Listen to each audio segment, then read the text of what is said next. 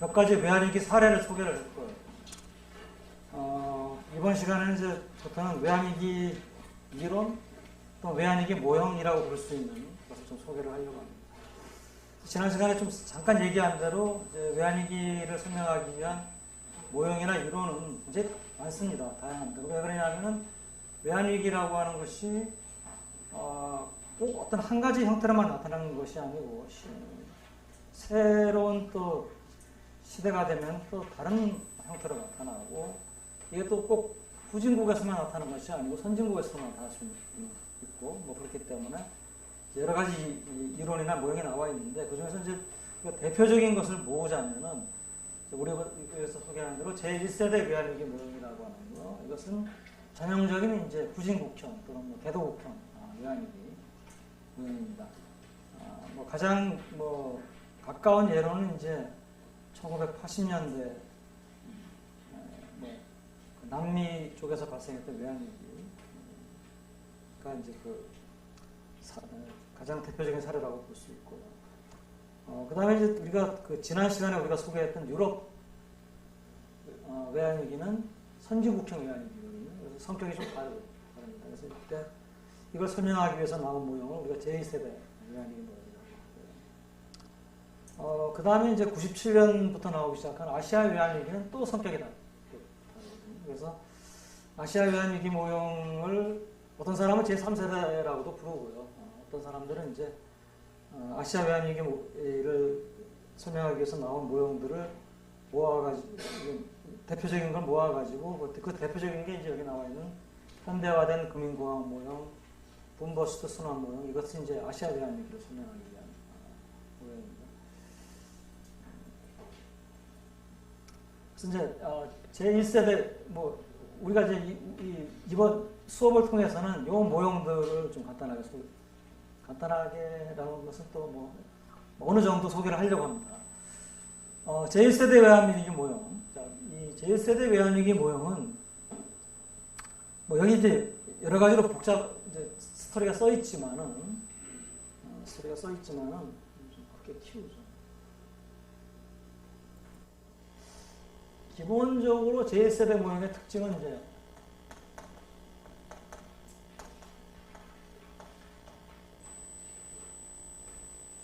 기본적으로 이제 뭐가 있냐면 고정환율이 있습니다.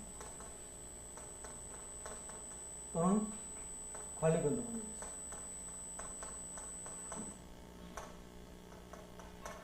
우리가 관리 변동 환율은 변동 환율이지만은 그 성격은 고정 환율하고 유사하다. 왜? 내가 어떤 범위 내에서 관리를 하려고 한다라고 하면 고정 환율처럼 이렇게 타이트하게 개입은 할 필요가 없을지 몰라도 외환시장 개입이 필요하다겠죠. 고정환율. 그리고 이제 이런 고정환율이나 또는 관리 변동 환율이 유지가 되려면은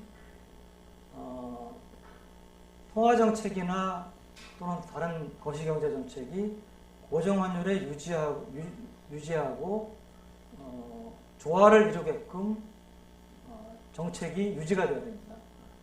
그리고 우리가 consistent policy라고 합니다.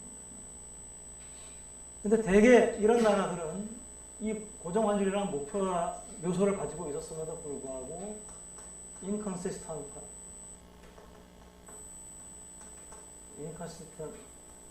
policy라고 해요.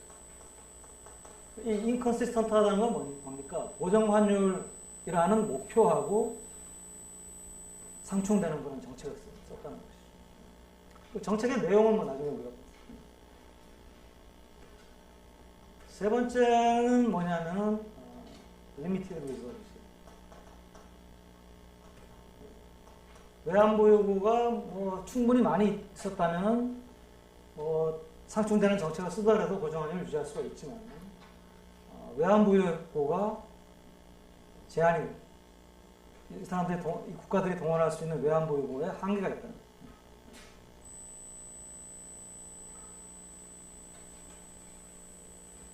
자, 이걸 이제 우리가 고정환율의 예를 들어가 관리변동환율은 뭐 원리가 유사하다라고 했으니까 예를 들어가지고 설명을 하려고 합니다. 자, 이 제1세대 모형에 속한 나라들, 그러니까 1980년대나 그 이전에 외환위기를 겪었던 나라들은 대부분 이런 형태의 외환위기를 겪었습니다. 저는 이제 고정환율을 갖고 있었는데 또 불구하고 이 나라들이 뭐냐면 inconsistent fallacy, 이때 inconsistent fallacy라고 하는 것은 통화증거, 통화량을 계속 통화를 계속 풀었어요. 근데 통화 증발의 원인이 뭐냐? 어디서 원인이 나느냐? 재정 정부가 돈을 써야겠는데 원래 뭐 쓸 돈을 세금을 걷어서 쓰면은 재정은 적자가 아니죠. 그러니까 좋은데 문제는 세금을 더 걷는 게 용이하지 않았다는 거예요. 왜? 뭐 대부분 후진국들이니까. 또 대부분 뭐냐면 정치적으로 불안한 나라. 뭐 다 그런 건 아니지만. 그러면 정치적으로 불안한 나라들 정권의 변천이 자주 일어날 수도 있고 뭐 일어날 가능성도 있는데 정권을 계속 유지하겠다라면 뭡니까? 돈은 풀어야 되고. 그거를 풀기 위해서 세금을 걷어들이면 그거는 뭐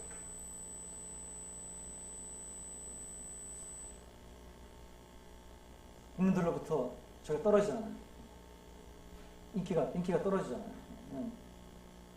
풀어야지, 걷는 것보다 푸는 게 많아야지 인기가 있을 텐데. 게다가 뭐 이 친구들이야 뭐 또 항상 뭐 비네볼런트한 어떤 그런 정권이 수많이 있어요. 자기 사리 사욕도 채워야 되니까. 그러니까 거둔 거 가지고 자기 사리 사욕도 채우고 또 풀려고 그러면 모자라는 거예요. 그러면은 할 수 없이 뭐 어떻게 됩니까? 재정 적자를 보게 되겠죠. 재정 적자 보전하는 방법이 대표적인 방법은 국채 발행, 정부가 차입을 하는 겁니다. 근데 대부분 다 후진국이에요. 저개발국이에요. 정부가 차입을 하려고 해도 국민들에게 부가 있어야 됩니다. 세이빙이 있어야 됩니다. 세이빙이 없으면은 국민들한테 차입을 못 하잖아요. 그럼 뭐 외국에서 차입을 해야죠. 근데 외국에서 차입을 하는 건 외채 문제 발생하잖아요. 어느 정도 할 수 있지만 이것도 똑같은 외화 문제가 발생합니다. 자, 일단은 국민들한테 차입을 하지 못할 경우에 또 해외에서 차입하는 것도 용이하지 않은 경우에 연하들이 할 수 있는 게 뭡니까? 인쇄기를 가동시키는 겁니다. 화폐 인쇄기라고 그러죠. 돈을 찍어요. 그럼 뭐 다 배운 거잖아요. 거시경제나 화폐금융론에서 뭐 어떻게 합니까? 정부가 국채를 찍습니다. 국채를 찍어가지고 이거를 이제 민간에 팔 수가 없으니까 자기네 중앙은행에다 파는 거예요. 그러니까 정부는 채권 발행에 의한 자금 조달이라고 하지만 사실은 뭡니까? 중앙은행이 그 채권을 사줄 때는 화폐를 발행하게 되니까 화폐 발행에 의한 자금 조달입니다. 그런 일이 벌어요.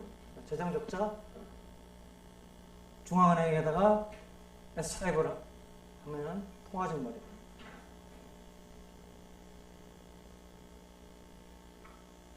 자, 이런 경우에 어떤 일이 일어나는지 한번 보죠. 자, 우리 뭐 이걸 이미 했잖아요. 원인은 무엇이든 간에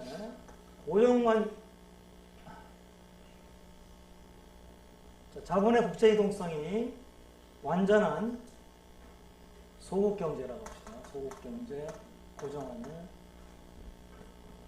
IS 곡선, LM 곡선이 이렇게 있을 때, 우리 뭐 이미 이거는 우리가 이미 예고를 했죠, 이거. 자, 이럴 경우에 원인이 뭐든 간에 재정 적자를 뭐 보전하기 위한 것이든 뭐 경기를 부양하기 위한 것이든 통화를 증발하면 어떻게 됩니까? LM 곡선이 오른쪽으로 가게 되고 이자가 국제 이자율보다 떨어지게 되니까 돈이 빠져나가고 돈이 빠져나갈 때 외환시장에서 외환에 대한 초과 수요가 발생하는데 그것을 메꿔주기 위해서 외환 보유고를 가지고 메꿔주는 과정에서 다시 돌아가 버리죠. LM 곡선이.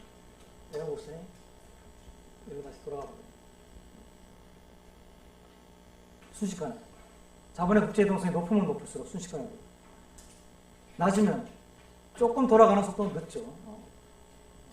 그 얘기는 뭐 크게 그릴 수는 없는데 시간. 우리 이미 했던 건 뭡니까 이게 자본의 국제 이동성이 전혀 없으면 BQ 곡선이 수직이고 그리고 ISLM이 이렇게 있을 때 이때도 LN 곡선이 오른쪽으로 갔다가 이때는 돌아가는데 이때는 이제 자본수지 적자가 아니고 경상수지 적자에 의해서 외환시장에 초과 수요가 생기는 거니까 돌아가는 속도는 조금 느려요. 그죠? 조금 느리지만 언젠가는 돌아가요. 그죠? 그러니까 재정 적자에 의해서 통화 증발을 하게 되면 결과는 어떻게 되느냐? 우리 이미 중앙은행의 T계정 통해서 봤잖아요. 그죠? 중앙은행. 이쪽에 외환보유고가 있고, 준비자산이라고 되어 있어요. 돈은 통화가 있고. 그 다음에 국내 신용 또는 국내 여신.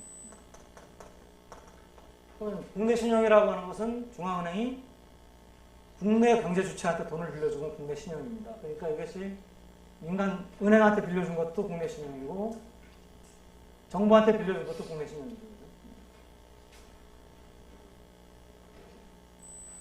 자, 그럼 이제 이 과정을 한번 생각해 봅시다. 우리 쉽게 생각하기 위해서 자본의 국제 이동성은 굉장히 높다고 생각합시다. 이 경우는 시간은 걸리지만 마찬가지니까. 자, 제일 처음에 어떤 일이 벌어지냐 하는 정부가 재정 적자를 봅니다. 이게 이제 이거를 뭘 가지고 이제 충족을 시킵니까?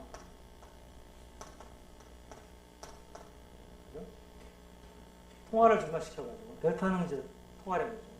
통화 증가를 통해 가지고 재정 적자를 충족을 시킵니다. 재원을 메꿉니다. 재정 적자만큼. 그러면 어떤 일이 벌어집니까? 공항 통화량이 늘어나고 정부에 대해서 중앙은행이 돈을 빌려주죠. 그러니까 정부는 이제 이때 화폐 발행해서 재원 조달했다고 안 그러고 나는 우리 중앙은행한테서 푼 거다. 뭐 그렇게 얘기하지만 그게 그거죠. 그렇죠? 중앙은행에서 돈을 꽂다는 거는 결국 화폐 발행해가지고 재원 조달한 겁니다. 자, 근데 이 상황이 그대로 그냥 유지가 될 수 있으면 굉장히 좋은데 문제는 뭡니까? 이거 고정원을 유지를 해야 되니까.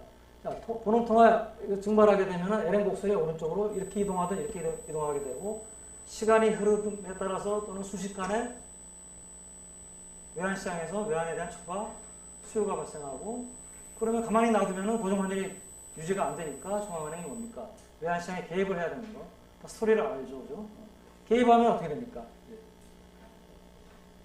준비자산 가지고 개입을 하는 과정에서 보는 통화가 원래대로 돌아가요. 그러면 결과는 뭡니까? 중앙은행 장부상에는 통화량은 원래 LN 곡선이 원래대로 돌아가서 변함이 없고 준비자산만 어떻게 됩니까? 이건 결국 결과적으로 델타 R이 BD만큼. 근데 어떻게 됩니까? 마이너스 BD죠. 줄어들게 되죠. BD는 BD 미안합니다. BD 내가 음이라고 했네. 버짓 데피시시니까 그냥 양이라고 해야 되겠죠. 재정 적자니까. 재정 적자만큼 통화가 늘어나게 되고 근데 결국은 어떻게 되냐면 외환보유 준비자산이 또는 외환보유액이 재정 적자만큼 줄어들게 됩니다. 이게 이제 음이 되겠죠. 외환보유액이 델타 R은 외환보유액의 변화가 음이다라고 하면서 줄어든다는 얘기잖아요. 자, 이게 이제 이 변화를 나타냅니다. 자, 그런데 이제 문제는 이 나라가 이 기간만 재정 적자를 보는 게 아니고 재정 적자가 뭡니까? 그 다음 기간, 다음 해, 그 다음 해 계속 되는 거예요. 한 기간을 우리가 한 해라고 봐도 되고 한 달이라고 봐도 되는데 계속 된다고 하세요. 그러면 어떻게 됩니까? 동안 준비자산이 이만큼 줄어들었는데 그 다음 기간에 또 이만큼 재정적자 발생하고 화폐 통화 증발에 의해서 조달하면 준비자산이 또 줄어들죠. 그 다음 기간은 또 줄어들죠. 같은 일이 반복이 돼요. 자, 그러면은 이런 거죠. 준비자산 여기다 이제 그래프를 한번 그려보겠습니다. 여기다가 시간을 축으로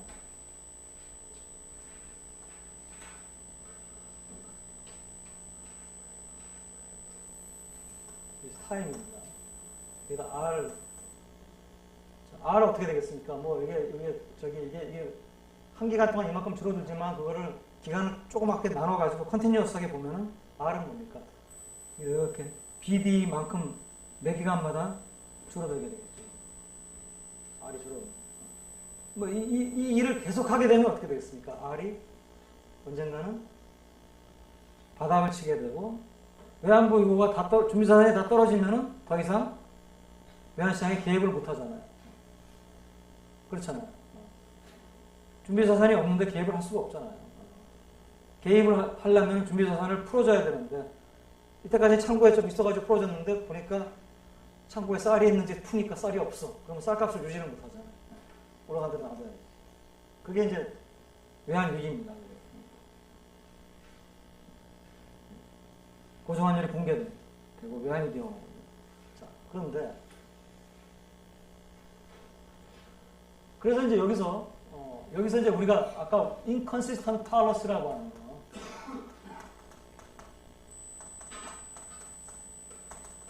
후진국형 외환위기에서 대표적인 inconsistent fallacy는 통화증발입니다. 근데 통화증발을 괜히 뭐 통화를 증발하는 게 아니고 어쩔 수 없이 왜? 재정적자. 많은 경우에서 얘네들은 정치적으로도 불안하고 사리사욕도 채워야겠고 또 뭐 인기도 유지해야겠고 그러니까 걷어들이는 것보다 많이 쓰려고 하고 근데 그거를 메꿔줄 수 있을 재원은 별로 없으니까 화폐를 발행해서 채우는데 그 화폐를 발행한다라고 하는 것이 뭡니까? 고정환율을 유지하고는 컨시스턴트하지 않다는 것이죠.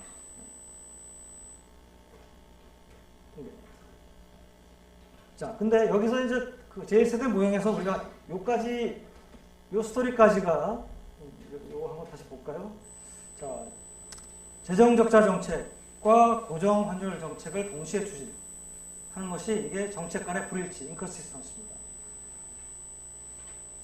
왜냐하면 재정적자를 뭐 우리가 국채를 발행하거나 그러면 상관이 없을 텐데 통합팽창을 기반으로 재정적자를 배우기 때문에 생기고요. 이렇게 되면 이제 자국 통화가 절하되는 압력이 증가가 되는데 고정환율을 유지하기 위해서 또는 이제 관리 변동 환율에서는 관리 변동 환율 관리 목표를 유지하기 위해서 외환시장에 개입을 해야 되죠. 그런데 개입의 방향이 외환을 풀어주는 방향의 개입이니까 준비자산이 줄어들게 됩니다. 그냥 자기 나라 화폐 가치가 떨어지는 걸 막으려고 하니까 외환을 풀어줘야 되잖아요. 그리고 외환 보유고 지속적으로 감소하다가 외환 보유고가 다 떨어지면 외환 위기가 발생. 더 이상 유지 못하니까. 자, 그런데 하나가 더 있어요. 뭐가 있냐면 이제 시장 참여자들이 보기에 이렇게 가다가 외환이 떨어지면 유지가 안 되니까 이때부터는 뭡니까? 환율이 어떻게 움직일 거라고. 여기다가 만약에 내가 R이고 같은 시간대 타임이고 여기다가 내가 환율을 쓴다고 해볼까요? 이가 어떻게 움직이겠습니까? 고정환율은 이 바라고 하면 고정환율로 가다가 이때부터 어떻게 됩니까? 올라가게 되죠. 변동환율이니까 어떻게 알아? 우리 변동환율에서 돈 풀면 어떻게 되는지 우리 또 배웠잖아요. 이게 BP고 ISLM이고 가르친 거니까 다 이게 만약에 이제 여기서부터는 변동환율이 되는 거잖아요. 변동환율에서 돈 풀면 어떻게 됩니까? LME로 가고 그 다음에 뭡니까? 여기 이제 화폐 외환시장에서 초과 수요가 있는데 이때는 뭡니까? 환율이 화폐 가치가 떨어지잖아요. 그러니까 이가 올라가는 거예요. 이거 올라가는 거예요. 이거 올라가잖아요.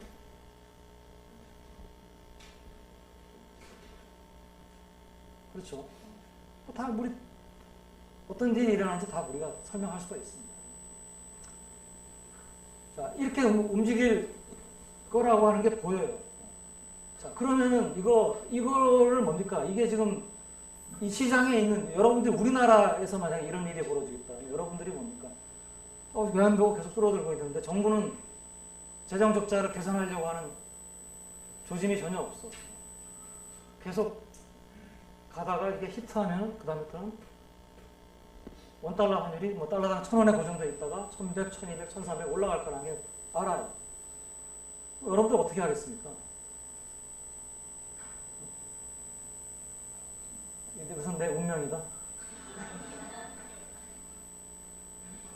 운명이니까 가만히 있자. 가만히 앉아서 운명을 기다리자. 안 그럴 거 아니에요.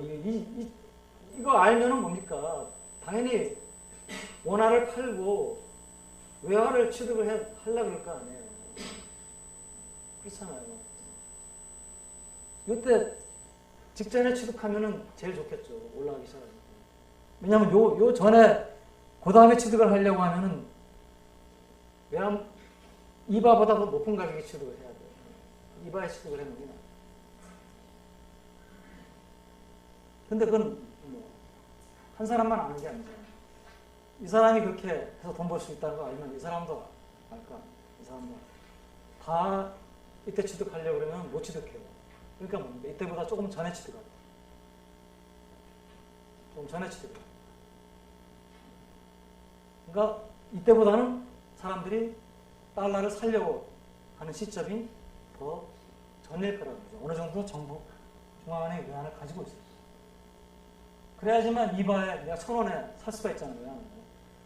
다 떨어지고 나면 그때는 1,000원이 아니고 1,100원, 1,200원 뭐 점프가 올라갈지도 모르고 그래서 점프가 될지도 모르는데 1,200, 1,300원 될지도. 그렇지만 이때 사면은 중앙은행이 외환 보이고 고정원율이 유지하고 있을 때 사면은 내가 1,000원에 나한테 팔라 그러면 중앙은행이 팔아주는 거 아니에요. 그러니까 외환시장 개입해서 당연히 그 전에 살려고 그러겠죠, 그죠? 맞겠죠, 그죠? 근데 다들 그렇게 살려고 그러면 실제로 그러니까 어떤 일이 벌어지겠습니까? 이 시점보다는 이거 대문자 T라고 한다는 스무스하게 없어지면 이거보다 훨씬 전에 어떤 시점에 사람들이 뭡니까? 외환을 살려고 합니다. 근데 그 시점이 이제 이거는 이제 뭐 논리적으로만 얘기하겠습니다. 수학적으로 증명이 돼요. 흐름만이건 한 모형을 증명을 했어요. 이 시점이 너무 빠르면은 이게 왜냐하면 이 원화를 팔고 달러를 사야 되는데 이것도 이제 원화를 팔고 달러를 산다는 게 일종의 이제 이자율을 원화 이자율 받던 거를 달러 이자율 받게 되고 그래서 더 이자율이 낮거든요. 너무 일찍 이걸 사게 되면 사람들이 오히려 안 사는 이만 못해요. 손해를 볼 수도 있어요. 너무 늦게 사면은 기회를 잃어버려요. 다른 사람들 다 사버리고 못 사. 그래서 모든 사람들이 똑같은 기대를 갖고 있다. 모든 사람들의 그 기대가. 그럴 경우에 모든 사람들이 동시에 원화를 가지고 달러를 사겠다라고 덤벼들었을 경우에 결국 어떻게 되겠습니까? 만약에 이거를 만약에 한계 분석을 이 시점보다 이 시점에서 사면은 다들 이익을 봐요. 그럼 사람들이 어떻게 하려고 하면 이 시점보다 좀 더 전에 사려고 해요. 맞나? 좀 더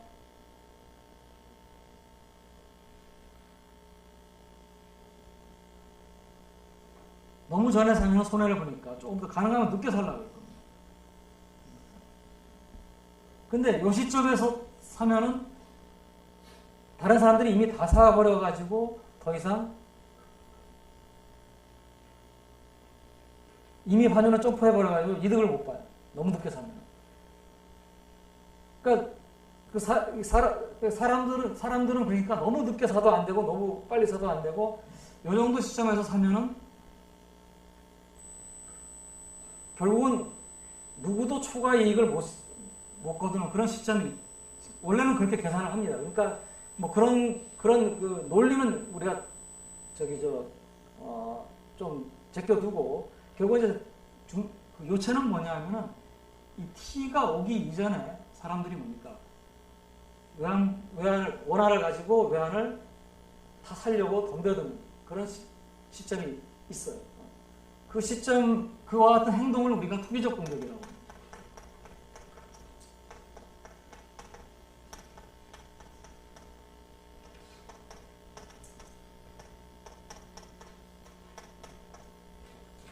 내가 지금 얘기한 거는 투기적 공격이 구체적으로 어떤 시점에서 일어날 것이냐는 얘기고요.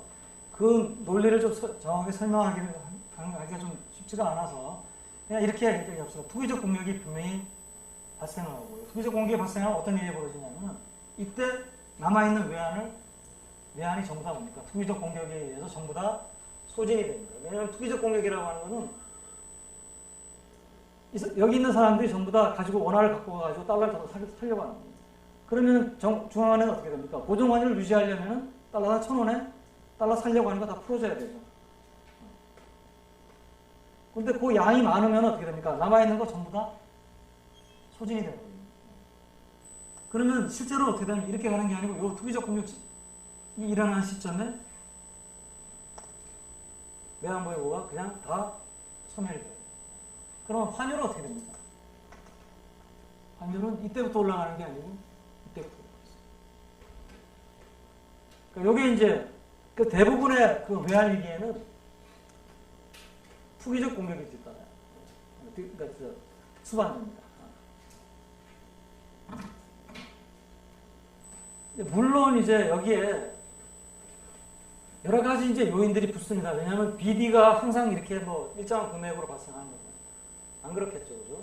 어떨 때는 좀 많이 발생하고 어떻게 발생하고 뭐 정부로서는 여기 뭐 갖은 뭐 저기 사탕 발림을 할 겁니다. 뭐 지금 이 재정 적자를 너무 보고 있으니 봐서 지금 우리가 이게 외환보유가 너무 줄어들고 뭐 환율 제도가 위험하니까 뭐 다음 달부터는 뭐 어떤 정책을 시행해가지고 재정 적자를 줄이겠다. 뭐 가만히 뭐 국민들이 다 그걸 어느 정도 알면은 그와 같은 정책을 막 얘기할 거 아니에요, 그죠? 근데 어떤 건 시행이 되고 어떤 건 제대로 시행이 안 되고, 그러니까 정확하게 이 시기를 우리가 알 수 없는 어떤 언서턴티가 이제 생기겠죠. 모든 사람이 이 시기에 정확하게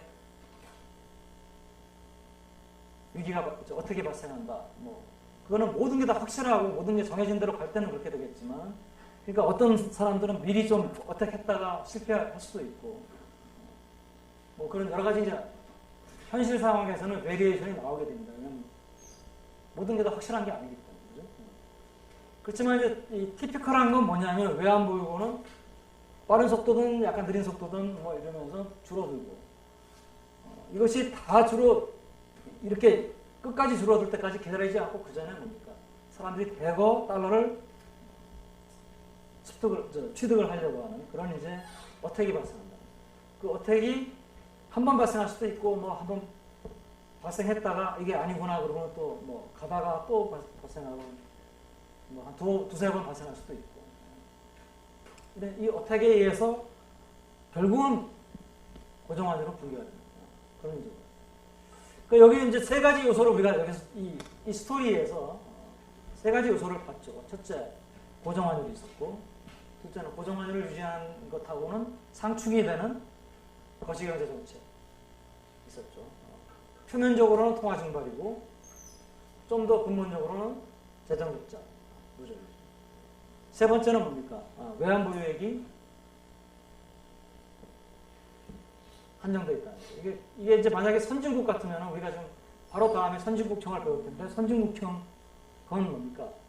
외환보유액을 다 떨어지면은 다른 나라에서 외환보유액을 빌려올 수가 있어요. 왜? 정부 선진국의 정부니까 신용이 있잖아요. 세금 받을 수 있고 얘네들은.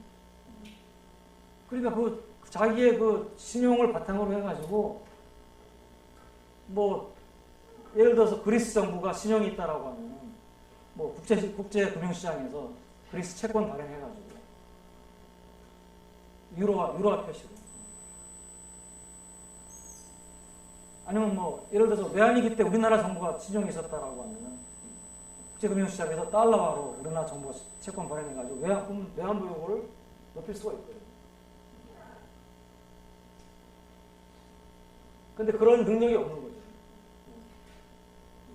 개도국이든 후진국이든 그와 같은 이제 외환보유고를 자기 신용만으로 더 높일 수 있는 능력이 한정되어 있는 거예요. 오케이, 이제 이건 스토리는 이 스토리는 다 이제 여러분들 이해했다고 생각합니다.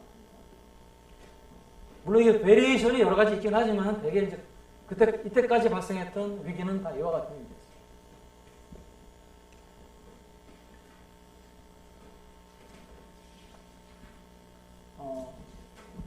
제2세대 보는 것 같습니다.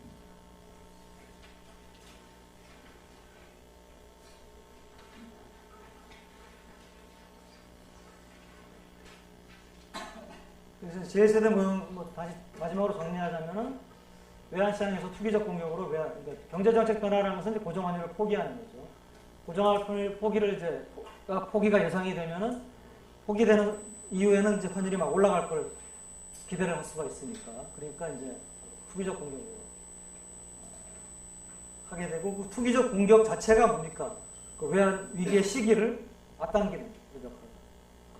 그러니까 투기적 공격을 하면 돈을 번다는 건 여러분들 이거죠. 그러니까 I 있고 I 스타 더하기 S분의 SE 빼기 S잖아요. 이거 뭐 T라고 하고 T 플러스 1라고 할까? 그러면은 환율이 올라가면은 화폐 가치가 떨어지면은 고정환율이 유지가 된다고 생각되면 이 값이 얼마의 값을 가지고 제로의 값을 가지잖아요. 그렇잖아요. 근데 고정환율이 유지가 안 되고 붕괴가 되고 그때부터 환율이 막 올라간다고 생각하면 이 값이 어떻게 됩니까? 갑자기 플러스의 값을 가지고. 그러면 여기에 투자하는 것보다 원화를 갖고 있는 것보다 달러를 갖고 있는 게 당연히 돈을 벌잖아요. 그때 이 SE가 S보다 커지는, 그게 바로 뭡니까? 아까 얘기한 대로 외환보유고가 자꾸 줄어들면은 어느 정도 시점이 되면은 이거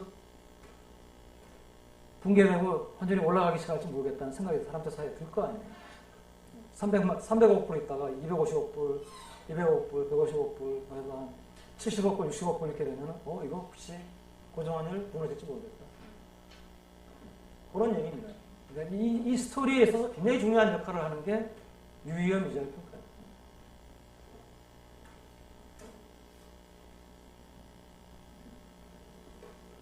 자, 유럽으로 가겠습니다. 제2세대입니다. 그러니까 이제 외환보유고가 고갈되기 전에, 실제로는 고갈되기 전이라고 하면서 이렇게 스무스하게 고갈되기 전에 외환위기가 발생해서 어택에 의해서 한꺼번에 남아있는 게 다 소진이 되는 그런 이제 것을 의미하는 것이고, 70년대 후반 80년대 초 남미 외환위기를 잡습니다. 자, 2세대 문헌 가겠습니다. 2세대 문헌. 자, 유럽의 외환위기를 보면은 자, 어떤 특징이 있었냐, 2세대 문헌. 뭐 여기에도 이제 정리가 되어 있지만은 아까 얘기했던 세 가지 요소를 다시 한번 보겠습니다. 고정환율 또는 관리 변동환율. 당시에 유럽은 ERM이라고 하는 환율 제도가 있었고, 이거는 뭡니까? 중심환율을 중심으로 해서 상하 2.25%. 보통 우리가 고정환율이 상하 1%면 고정환율이라고 분류를 해줍니다. 고정환율이라는 게 딱 고정돼가지고 안 움직이는 것도 고정환율이지만은, 중심환율에서 상하 1% 정도 움직여도 보통 우리가 환율 제도를 분류할 때 고정환율로 쳐주거든요. 그 2.25%하고 1%는 뭐 차이가 있다고도 볼 수 있지만 뭐 큰 차이가 아니잖아요. 사실 그러니까 굉장히 고정환율에 가까운 그런 이제 환율. 상하 2.25니까 이제 밑에서 위까지는 4.5% 움직이는 거. 고정환율은 이제 밑에서 위까지 2% 움직이는 거니까 한 2배 정도밖에 안 되잖아요. 움직이는 거. 분명히 이제 이 요소가 있었습니다. 두 번째, 통화 증가.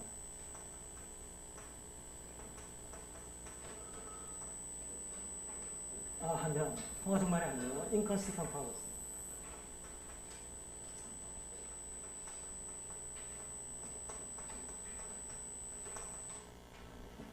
그러니까 고정환율 또는 관리 변동환율을 유지하고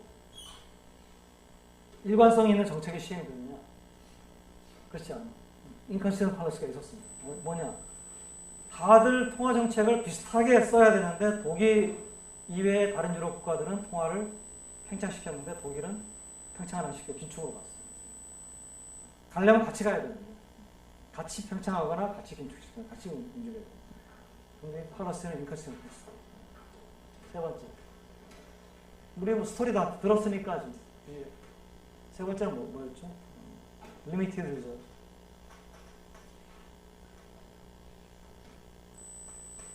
요 요소가 없었어요.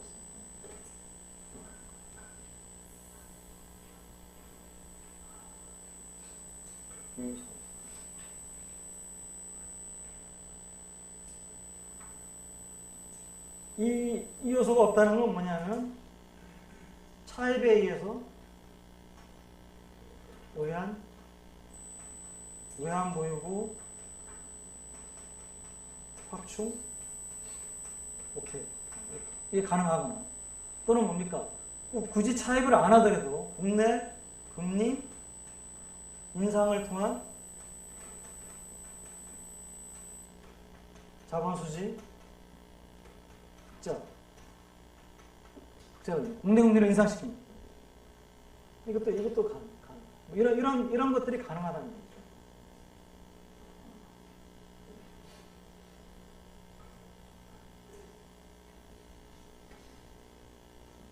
왜? 선진국이기 때문에. 선진국. 신용도가 있어요. 국제시장에서. 그러니까 국제금융시장에서 차입을 하겠다. 돈을 빌려주는 데가 있습니다. 또 국내 금리를 올린다. 예를 들어서 뭐 지금 현재 그리스가 국내 금리를 올린다. 올 때 같이 뭐 돈을 빌려주겠어요, 그리스에? 안 그래도 지금 제일 위험한 나라인데 올린다고 해서 뭐 그걸 갚을 능력이 있겠느냐? 아까 얘기했던 우리 후진국들은 국내 금리를 암만 올려줘도 이거죠. I 스타 더하기 ST분의 ST 플러스 1의 E 마이너스 ST인데요. 이제 이쪽이 플러스의 값을 가진 거면 고정환율이 붕괴되면 이쪽이 플러스의 값을 가지는 거잖아요. 이쪽으로 투자를 해야 되는데 그걸 막기 위해서 뭡니까? 국내 금리를 올려요. 그러면 나가던 돈이 안 나가고 오히려 들어올 수도 있잖아요. 거꾸로. 그잖아요. 두 번째. 근데 들어오는 돈이 들어올 때는 뭡니까? I를 받을 수 있다고 생각하고 들어오는 거지. I를 받을 수 없다고 생각하면 안 들어오잖아요. 그게 후진국이에요. 근데 얘네들 선진국이란 말이에요. 그러니까 유럽 안에서 그리스 같은 나라를 얘기하는 게 아니고 프랑스, 독일, 뭐 조금 이제 이태리, 스페인만 하더라도 뭐 조금 뭐 그거 하긴 하지만 하여튼 스페인, 뭐 벨기에 뭐 이런 나라들이에요. 뭐 어디 내놔도 선진국이 아니라 그러면 뭐 서러워하는 나라입니다. 그러니까 외환 보유액이 어느 정도 떨어진다. 얘네들은 평소에 외환 보유액을 그래서 많이 가져갈 필요도 없고 필요하면 자기네들이 조달을 할 수 있는 나라들이에요. 우리가 알잖아요. 97년 아시아 외환위기 터진 다음에 모든 나라들이 느낀 게 뭡니까? 아, 이거 외환 보유고 충분히 쌓아야겠다. 그전에는 3개월치 수입 정도만 쌓으면 된다고 생각했는데 이거 아주 택도 없다. 막 쌓았어요. 막 쌓은 나라들이 어떤 나라들입니까? 다 신흥시장국이에요. 한국, 말레이시아, 태국, 인도, 러시아 이런 나라들이 쌓았지 프랑스 뭐 이런 영국 이런 나라들은 외환 보유고 뭐 특별히 더 쌓거나 그러잖아. 그러니까 이제 이 신흥국들이 쌓은 외환 보유액이 선진국들이 가지고 전 세계 외환 보유액의 50% 넘어서 70%까지 나요. 그 선진국들은 뭐 능력이 없어서 안 쌓은 거냐? 선진국들은 쌓을 필요가 없어요. 필요하면 국제금융시장에서 조달해가지고 외환 보유가 늘렸다가 물론 이제 그 차입을 했으니까 이제 빚은 있죠. 그렇지만 이제 당장 시장에 개입해가지고 환율 제도를 유지할 실탄들은 조달을 할 수가 있는. 자, 그래서 이제 이 세대 모형하고 다른 것은 뭡니까? 리미티드 리저브스가 없다라고 하는 것은 결국 뭐냐면은 이 나라들이 원하기만 했다면 뭡니까? 환율제도 유지가 가능했다는 얘기예요. 가능하다는 얘기예요. 그 능력을 갖고 있었다는 얘기예요. 자, 그런데 실제로 뭡니까? 92년, 93년에 문제가 발생했을 때 일부 나라들이 뭡니까? 환율제도 포기를 했어요. 2.25%를 15% 늘린 나라도 있고 아예 여기서 탈퇴한 나라들도 있고, 탈퇴했다라고 하는 것은 결국 뭐냐면 ERM 안 하고 나는 그냥 평가절하하거나 뭐 변동환율로 가겠다는 거예요. 가능한데 탈퇴했다는 건 뭡니까? 선택했다는 거예요. 그러니까 왜 환율을 ERM을 유지를 하는 거, ERM 안에서 남아서 ERM을 유지하는 거, 여기서 뭐 탈퇴를 하거나 아니면 뭐 변화를 시키거나 두 가지 방법이 있는데 두 가지 방법 중에서 선택을 했어요. 뭘 선택했습니까? 환율제도 포기를. 그러니까 이 얘기 가능한데 환율제도 ERM 포기를 선택을 한 겁니다. 그 왜 선택을 했어요? Why? 코스트 때문에. ERM을 유지를 하는 것하고 ERM을 포기를 하는 것하고 당연히 뭡니까? 코스트를 저울질 해봤겠죠. 저울질 해가지고 ERM을 유지하는 거의 코스트가 포기하는 코스트보다 크면 유지하지 않고 포기를 하는 거고, 유지하는 게 포기하는 것보다 코스트가 크면 유지할 수 있는 능력이 있으니까 유지를 했을 거예요. 근데 얘네들이 실제로 뚜껑을 읽어보니까 92년에 일부가 포기하고 나가고, 92년에 걔네들이 뭡니까? 주판을 튀겨보니까 나는 남아있는 게 안 좋겠다. 93년에 가가지고 이제 전면적으로 다 변경을 시키거든요. 그럼 93년에는 이제 합의를 다들 비슷하게 생각을 하니까 합의로 좀 더 15% 올리죠. 자, 그래서 이 스토리가 다릅니다. 다른데 그러면 이제 여기 남아있는 건 뭡니까? 왜 그러면 코스트가 커지냐 이거죠. 그러니까 관리 변동환율 또는 고정환율 변동 유지의 코스트하고요. 포기의 코스트죠. 유지의 코스트가 커지기 때문에 코스트가 이렇게 올라갔거든요. 왜 올라가느냐?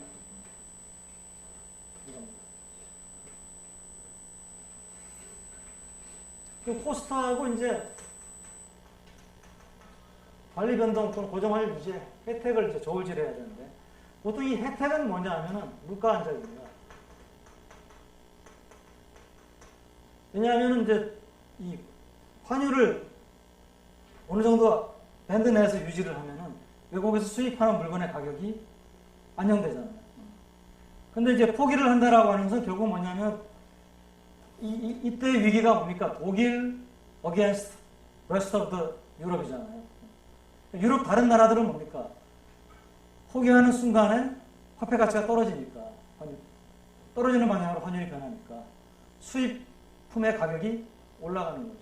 그러니까 물가가 뛰어오르고, 물가가 뛰어오르면 당연히 뭡니까? 국민들이 정부 정책 잘못했다, 경제정책 실패했다, 그런 얘기가 이제 사람들한테 나오겠죠. 당연히 안 나오면 이상하죠.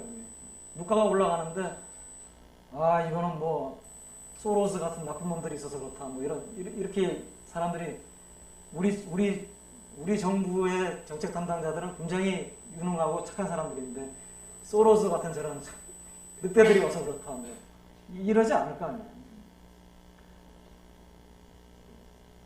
이 포기냐 유지하느냐 여부를 결정하는 게 누군지를 생각해 보세요. 정권을 장악하고 있는 사람들이 결정하는 거예요. 그러면 정권을 장악하고 있는 사람들이 당연히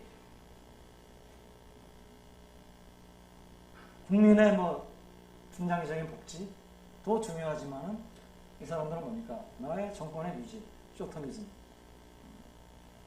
이게 중요합니다. 뭐 지금 뭐 적으라서 그러지만 요즘 뭐 국민연금이니 이런 거 보면은 적나라하게 보이잖아요, 그죠? 이 사람들이 지금 누구의 표를 얻어가지고 다음번에 정권을 잡겠다라고 하는 그런 목적을 가진 사람이면 당연히 어떤 식으로 정책을 써야 된다는 게 딱 보이잖아요, 그죠? 그거대로 하고 있는 거예요. 자, 그래서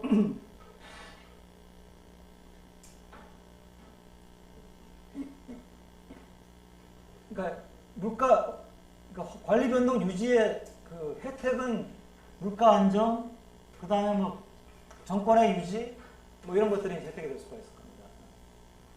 비용은 뭐가 되겠습니까?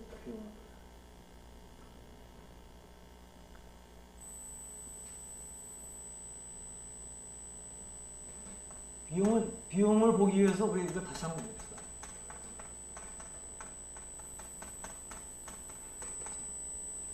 이게 좀 유럽은 관리 변동 환율이지만 그냥 우리가 쉽게 고정 환율이라고 생각합시다.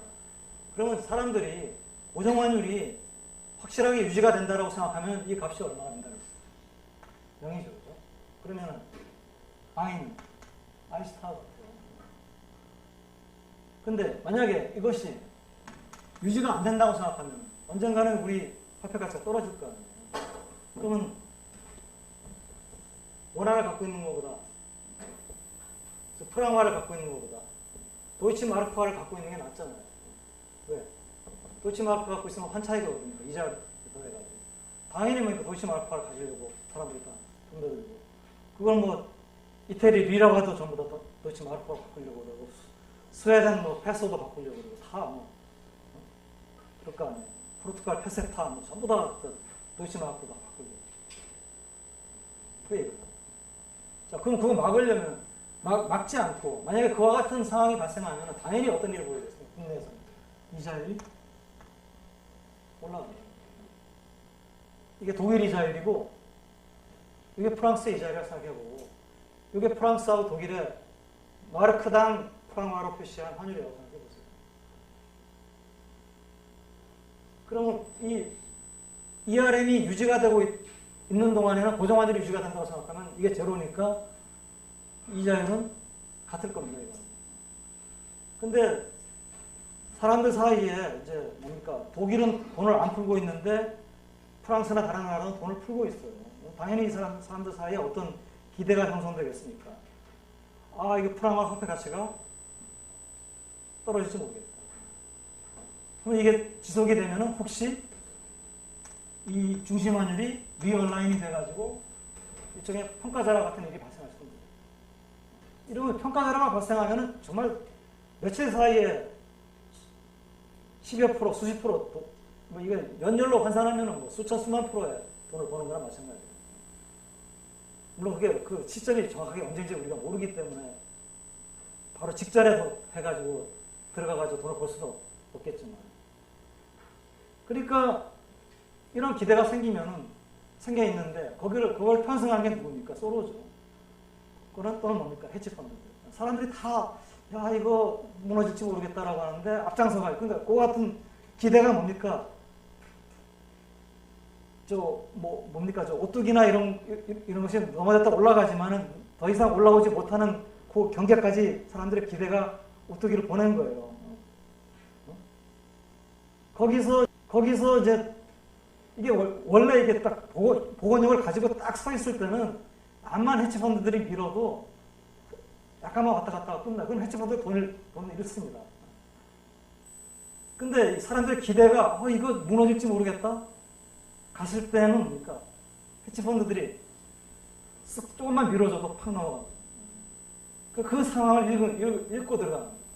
사람들이 당연히 헤지펀드들이 그런 정보력을 가지고 안 하겠어요.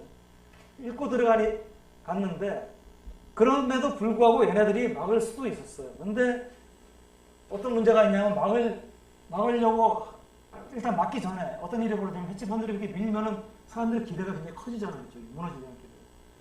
국내 이자율이 당연히 올라가요. 아니면 안 올라가면 돈이 이쪽으로 막 빠져나가요. 그러면 유지가 안 되잖아요. 밴드가. 고정환율이 유지가 안 되잖아요. 그러면 외환시장 개입을 해야 되죠. 또는 뭡니까? 국내 이자를 올려야 됩니다. 국내 이자가 올라가요. 근데 국내 이자가 올라가면 어떤 일이 벌어집니까? 시간이 좀 흐르면 경기 침체. 이자율 올라가는데 이건 어쩔 길이 없죠. 경기가 안 돼요. 또 한 가지가 있는데 경기 침체가 있고. 그러니까 요 코스트에 관련된 얘기들은 여러분들이 정확하게 좀 이해를 하는 게 좋아요. 또 한 가지가 뭐냐면은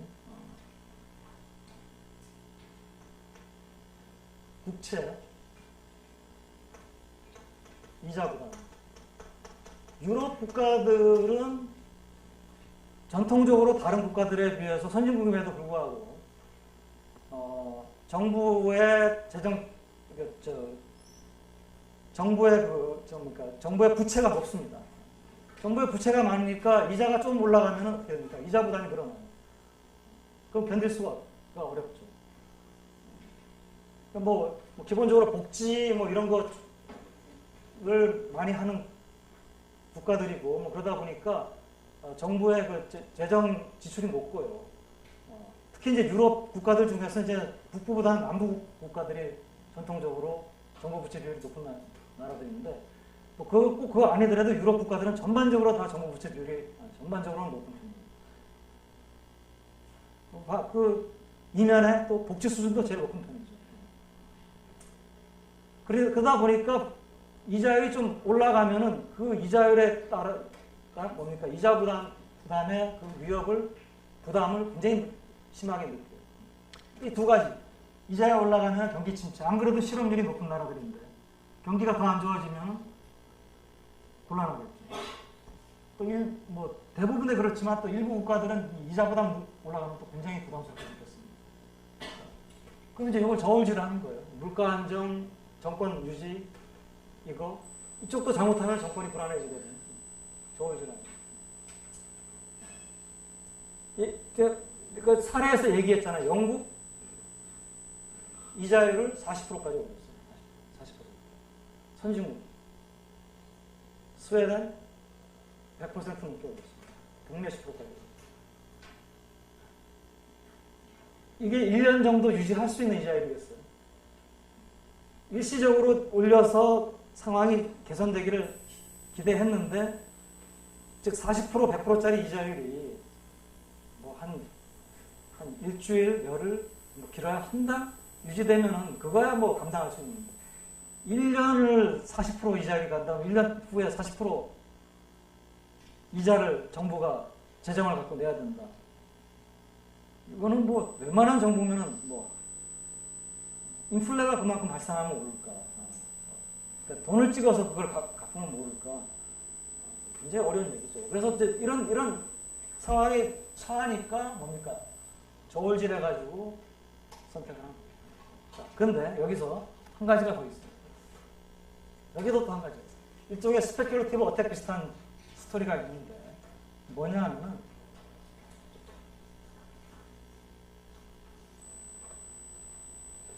ERM, 고정환율이죠.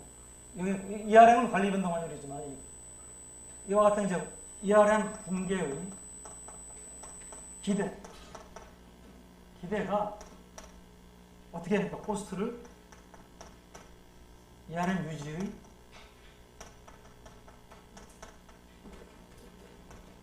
코스트를 높여요. 그러면 이 기대가 발생하면 ERM 유지의 코스트가 실제로 높아지고, 그러면 어떻게 됩니까? 실제 ERM을 포기하게 되겠죠. 반대로 ERM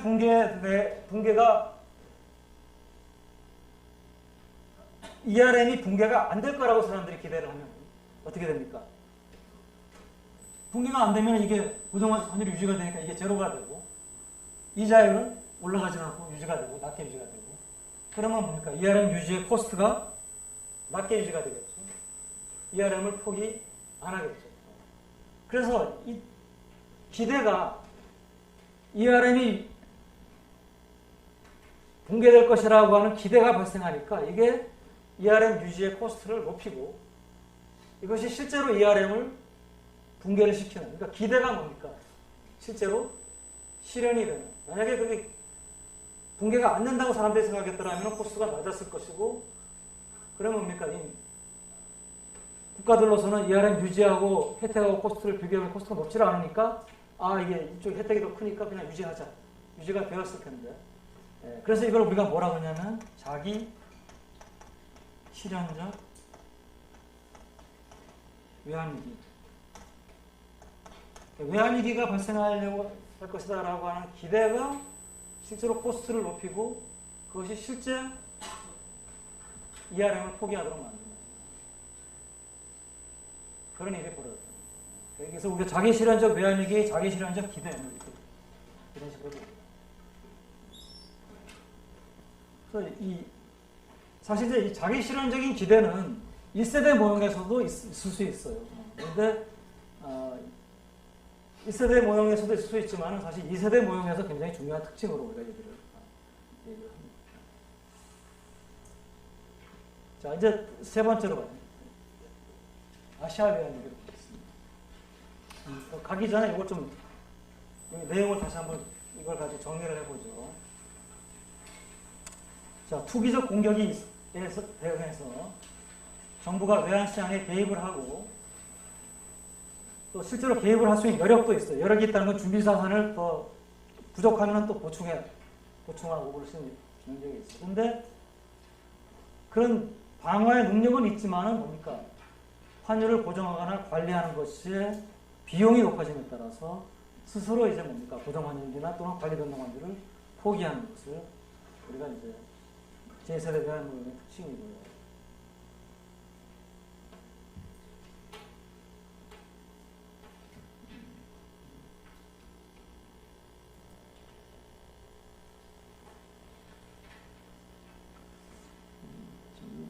여기 글 써놓은 거는 사실 이건 내가 요약한 게 아니라가지고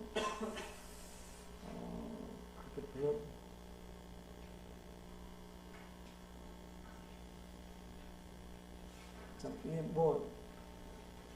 그 밑에 써놓은 거는 조금 잊어버리고요. 내가 설명한 게 더 나은 것 같은데 내가 보기엔. 자, 이 제2세대 모형의 특징은 자기 실현적 외환위기가 나타날 수 있다는 거.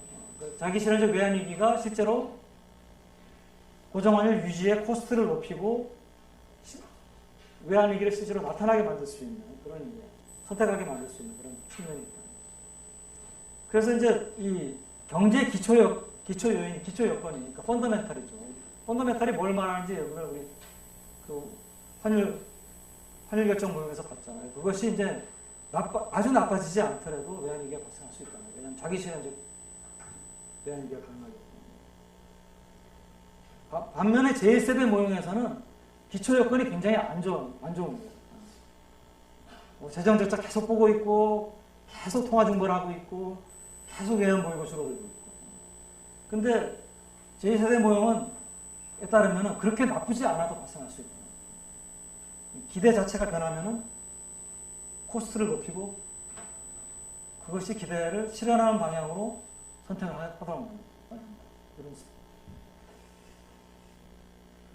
자, 이제 아시아제 외환위기 모형을 좀 설명하겠습니다. 이 두 가지 모형 가지고 아시아 외환위기를 설명할 수 있었으면 뭐 새로운 모형이 없었을 텐데.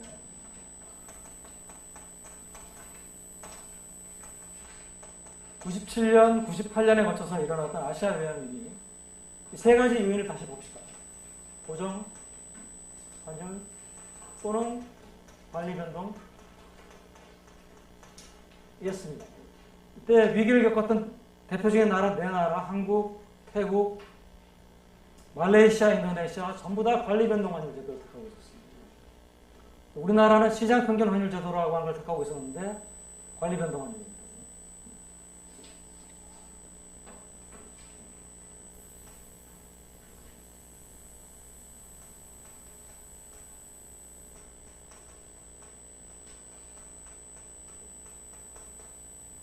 인커션 파우스에 다시 적어놓고 시작하겠습니다. 그 다음에 리미트.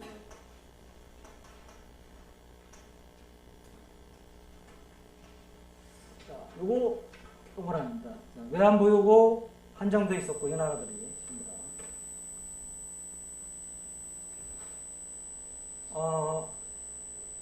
국제금융 시장에서 신용도가 아주 높은 나라들이 아니었기 때문에, 신흥시장국들이라고 부르는 나라들이었기 때문에, 네 나라 다 전부 다 한결같이 막상 이제 문제가 생겼다고 인식이 됐을 때 국제금융시장에서 자금 외환을 차입하는 것이 어려워졌어요. 길이 딱 막혔어요. 그러니까 외환보유고가 한정되어 있는 거죠. 선택을 할 수가 없는 거예요. 외환보유고가 고갈이 되면 더 이상 선택의 여지가 없이 위기를 겪을 수밖에 없는 거예요. 자, 이제 근데 이것까지 동그라미면은 이거는 뭐 1세대 모형 가지고 다 설명이 되는데 여기가 이제 퀘스천 마크.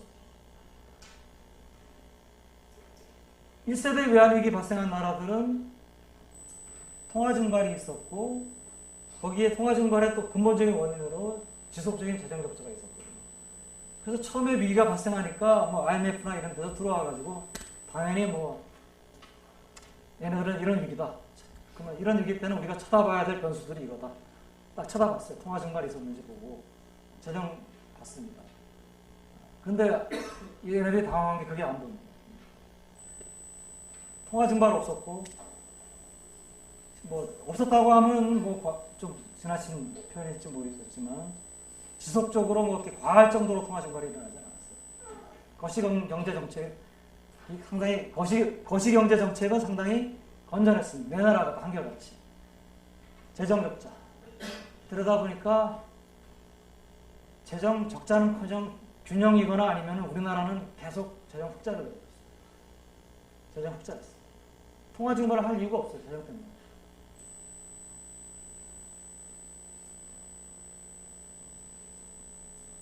아무도.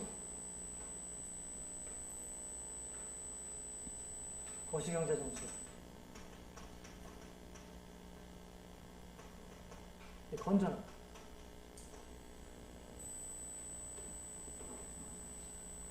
자, 이러니까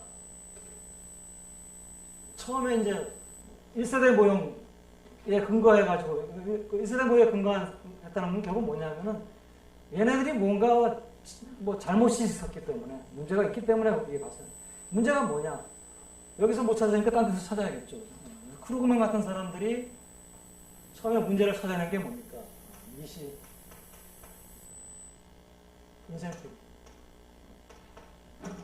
프로블럼. 마이크로 이코노미 인센티브 프로블럼. 인센티브 프로블럼이 뭡니까? 대표적으로 크루그맨이 지적한 게 뭡니까? 기업의 과잉 투자. 근데 왜 과잉 투자했느냐?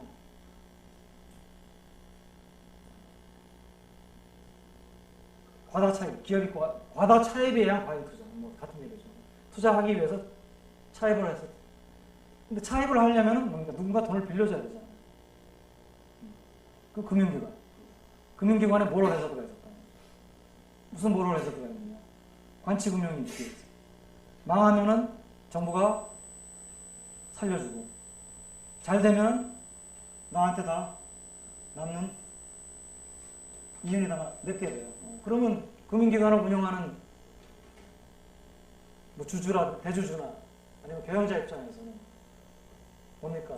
망하면은 정부가, 왜냐면 금융기관 은행 망하면은 나라가 돈줄이 안 도니까. 그러니까 은행 흔들흔들하고 뭐 그랬을 때 정부가 나와서 도와준 것은 우리가 그 전에 이미 다 봤어요. 장영자 사건 뭐 그 이전에 무슨 사건 터질 때마다 정부가 나서가지고 다 뭐 은행뿐만 아니고 무슨 신탁회사니 뭐 다 살려주고 증권회사 살려주고 다 살려주고 봤기 때문에 또 왜 그랬느냐? 뭐 다 정치하고 이전에 벽타기도 있었기 때문에 정치하는 사람이 정권 잡고 자기네 사리사욕 챙기는데 다 뭐 시정 역할을 다 해주고 도와줬기 때문에 어려워지면 다 살려줄 수밖에 없고. 관치금융. 정부가 하라는 대로 했으니까, 가섭하라 하라는 대로 했으니까, 그래서 문제가 생기면 정부 책임이잖아요. 대마불사, 다 똑같은 얘기죠. 그래서 이제 이 인센티브 프로블럼을 지적을 했습니다. 그러니까 결국은 뭐냐면은, 금융기관이 그런 인센티브의 문제를 갖고 있으면, 즉, 높은 금리에 어려운데 빌려줘가지고, 만약에 혹시라도 잘 돼서 큰 돈을 벌면은 금융기관이 큰 돈을 벌고, 잘 안 되면은 정부가 들어와서 살려주고. 그러면 금융기관은 어떻게 대출을 하겠습니까? 당연히 좀 어렵더라도 높은 금리에 큰 돈을 벌 수 있는 데 대출을 할 겁니다. 그럼 금융기관이 그런 생각을 갖고 있으면 기업은 어떤 생각을 가지겠습니까? 내가 돈을 빌려가지고 내가 못 갚으면은 금융기관은 어차피 정부가 살려줄 테니까 나도 크게 문제가 안 될 거고.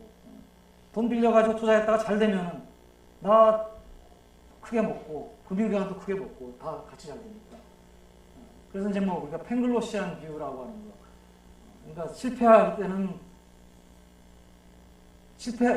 때는 코스트가 제로, 성공할 때는 프랍시 이만큼. 그러면 이 사람은 뭡니까? 그런 견해를 가진 사람은 당연히 돈을 있는 대로 꿔서 투자할 수밖에 없어요. 그게 이제 좀 과장해서 얘기하자면 이제 우리나라 이런 나라들이 그 전까지 기업들이 엄청나게 차입을 해가지고 그걸 가지고 뭡니까? 투자율이 굉장히 높았거든요. 왕성한 투자였거든요. 그 원인이다. 뭐 오케이 뭐 그런 스토리가 부분적으로 틀린 얘기는 아니죠. 마지막에 그 스토리의 끝을 메워주는 게 이제 은행들이 돈을 빌려줘야 되는데 일부는 뭐 예금 가지고 빌려주지만 또 외화도 필요하니까 외화 차입해가지고 빌려줘요. 그러면 이제 스토리가 이제 끝나는 거예요. 그러니까 외화로 차입을 해서 빌려줬는데 기업들은 그거를 가지고 빌려서 잘 썼으면은 이제 뭡니까? 이거 투자를 했는데 투자는 뭡니까? 당장 돈을 갚으라 그러면은 갚을 수 없는 어떤 공장이나 건물에 투자가 됐기 때문에 또는 뭡니까? 뭐 시간을 충분히 주더라도 원금 제대로 회수해서 갚을 수 없는 이상한 데도 막 투자가 돼 있다. 그럴 수도 있는 거 아니에요? 어느 쪽이 더 진실인지 모르겠지만 또 양쪽 측면에 다 있습니다. 오케이. 그래서 이제 인센티브 문제, 인센티브 프로블럼. 요 문제가 있었고요. 그러다 이제 두 번째로 지적이 된 건 뭐냐, 이제 이 나라들의 문제가 전혀 없었던 건 아니지만 1세대 위기하고는 전혀 이거는 뭐 다른 어느 정도의 건전성을 유지하고 있었다. 그럼 문제가 된 게 문제가 오히려 뭐냐? 이 나라에 부분적으로는 문제가 있지만 상당히 큰 문제가 뭡니까? 이 나라의 돈을 빌려준 투자자들에게 문제예요. 그러니까 국제금융시장의 문제.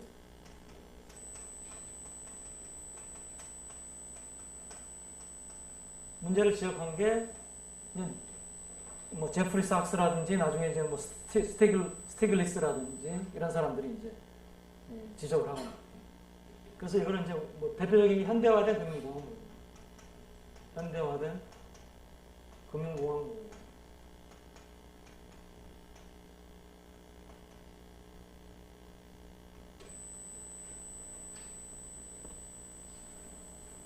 자, 이 현대화된 금융 모양을 설명하겠습니다. 이제 원래 금융공황이라고 하는 것은 우리 리먼 사태에서 볼 수 있듯이 이제 어떤 큰 금융기관이라든지 이런 것이 부도가 나게 되면은 이제 서로 상대방을 못 믿게 되는 거죠. 그러면 이제 돈을 빌려주려고 안 그러겠죠. 이렇게 돼가지고 금융시장에 혼란이 발생한 상태를 말합니다. 대표적인 게 이제 은행입니다. 은행은 이제 그 부분 지급 준비 제도, 그러니까 예금의 일부만을 예금주의 인출에 대비해서 남겨놓고 나머지는 다 대출을 해줘서 돈을 버는, 그것도 장기로. 그래서 은행들은 뭡니까?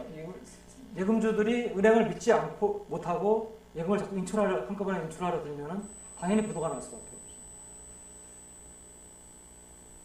자, 이와 같은 이제 이게 대표적인 금융공황의 이제 그 모델입니다. 그러니까 은행이 예금하고 대출을 하고 있는 상태에서 한두 은행이 부도가 나면은 다른 은행이 예금하고 있던 예금주들이 자기 예금도 혹시 모르겠다고 덤벼 들어가지고 인출하는 거. 뭐 다 알고 있는 얘기죠.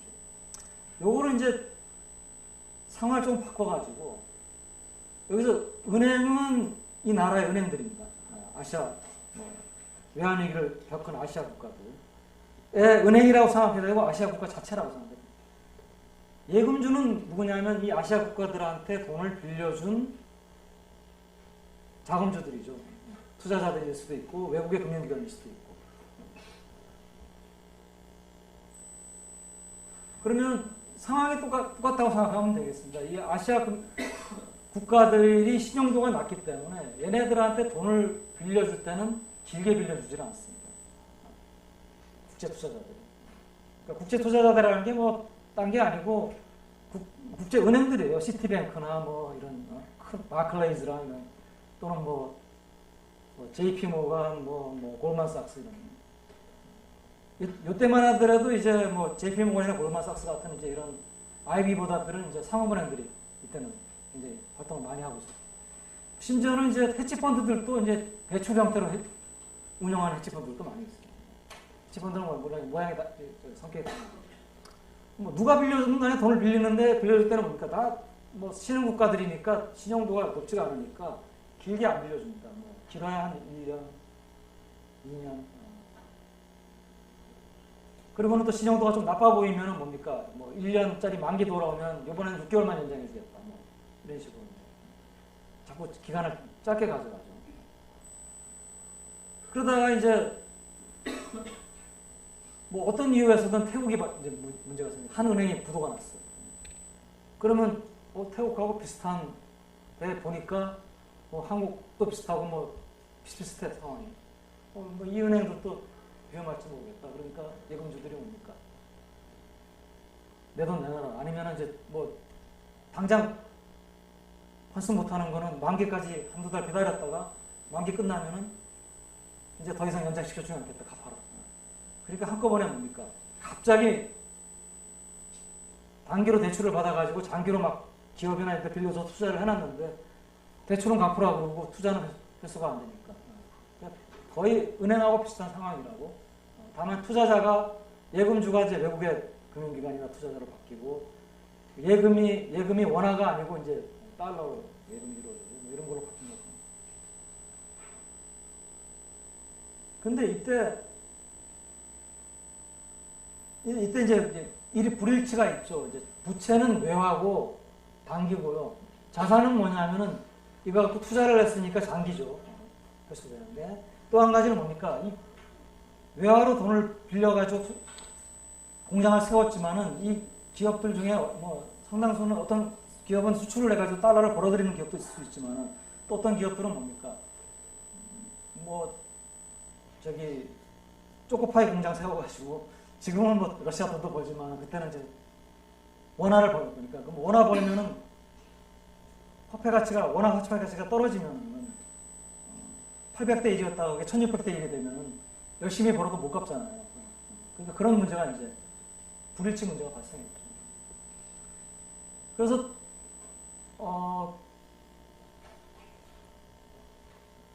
결론적으로 얘기하면은 이제 이 현대화된 금융공학 모형은 양쪽에 다 문제가 있다는 거죠. 그러니까 돈을 빌린 이 신흥국 같은 경우에는 물론 경제 기초 요건이 좋았던 건 아니에요. 꼬투리가 있기 때문에 잡힌 거 아니에요. 그러니까 어느 정도 좀 문제가 있었어요. 이런 미시적인 문제도 있고. 그런데 1세대 모형만큼 그렇게 나쁘지 않았다는 거죠. 근데 거기에 이제 불을 붙인 게 투자자들. 여기에 지금 빠져 있는데 투자자들이 이 나라에 돈을 빌려준 투자자들이요. 외국의 금융기관이라고 해가지고 굉장히 뭐 합리적으로 위험을 계산하고 뭐 이렇게 빌려준 것처럼 보이지만은 뭐 제프리 삭스가 그 당시에 쓴 글에 따르면은 여기에 돈을 엄청나게 빌려준 금융기관들의 그 대출을 여부를 결정하는 사람들이 한국에 왔다 가지 않은 사람도 상당수 있고 왔다 갔다 하더라도 뭐 하루도 있지 않고 그냥 의사결정을 하고 나가고 뭐 이럴 정도로 이제 그 얘기는 뭐 비유적으로 얘기한 거지만 뭡니까 뭐 치밀하게 계산을 해서 빌려준 것이 아니고 너도 빌려주고 쟤도 빌려주니까 나도 빌려주고 일종의 이제 뭐 허딩 같은 것도 일어나고 이랬다는 것이죠. 그러니까 이제 문제가 생겼을 때도 문제가 생긴 것처럼 보이니까 이게 뭐 내가 치밀한 계산 하에서 빌려준 거라면 뭡니까 이 문제는 문제가 아닐 수도 있다 이렇게 할 수도 있겠지만 그게 아니고 그냥 뭐 친구 따라서 빌려주듯이 빌려줬으니까 또 문제가 생기니까 뭡니까? 뭐 악플 다퉈가지고 빼나가는 거죠. 그러니까 그래서 이 문제가 차익자에도 문제가 있었지만 투자자에게도 문제가 있다라고 하는 게 이제 현대화된 금융공학 모델입니다.